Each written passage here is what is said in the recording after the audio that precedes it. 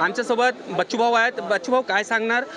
दिव्यांगच्या सीधा 7 दिवसात द्या, नाहीतर मी मुंबईत आंदोलन करणार असं आपण तुम्ही म्हटलं आहे. नाही, दिव्यांगाचे मानधनाच्या बाबतीत बोललो मी.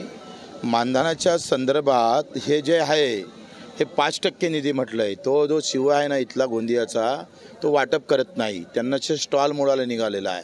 मग दिव्यांगाला तुम्ही रोजगारही द्यायचा नाही, 5% निधी पण द्यायचा नसेल तर आम्ही आंदोलन करू असं म्हटलं. त्या बाबतीत बोललो. काय सांगणार? भंडारा आणि गोंदिया जिल्ह्याचे शेतकऱ्यांचे चुकारे नाही मिळाले आणि काही शेतकऱ्यांचे बोनस पण पोर्टल मार आहे. राईस मिल जेवढे कमावतं मालक, त्याच्या अर्धे पैसे माझा शेतकरी कमावत नाही. तो 10 क्विंटलचे प्रोसेस अर्ध्या 1 घंट्यात करतं आणि तेवढ्या ह्याच्यात तो 3,000 रुपये कमावतं. आणि आम्ही 7-8 महिने काम करतो शेतात, आम्हाला त्याचा अर्धाही नफा भेटत नाही. एका इकडे आम्ही पाहतोय धानाचे पैसे भेटत नाही. अर्धा अधिक 40% धान हा 1700-1800 रुपयात विकल्या जातं. म्हणजे ही अतिशय वाईट अवस्था आहे.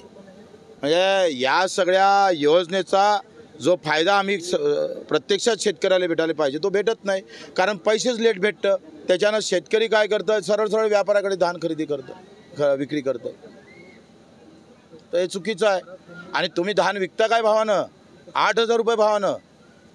शेतकऱ्याजवळचा धान घेतल्या जातं 2300 रुपयात आणि तुम्ही विकतात 8,000च्या भावानं. पण नफा कमवासाठी सरकार आलं. किती पैसे दिले परत शेतकऱ्याला?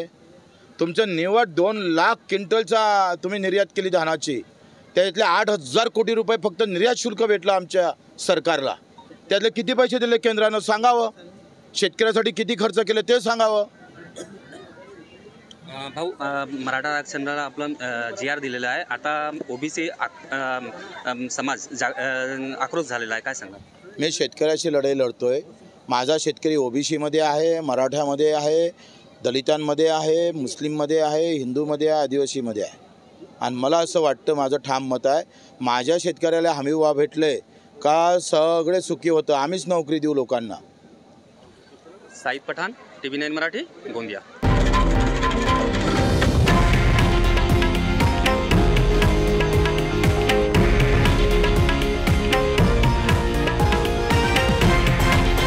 हे आहे देशातील नंबर 1 न्यूज नेटवर्क आणि आपण पाहत आहात TV9 मराठी, एकमेव.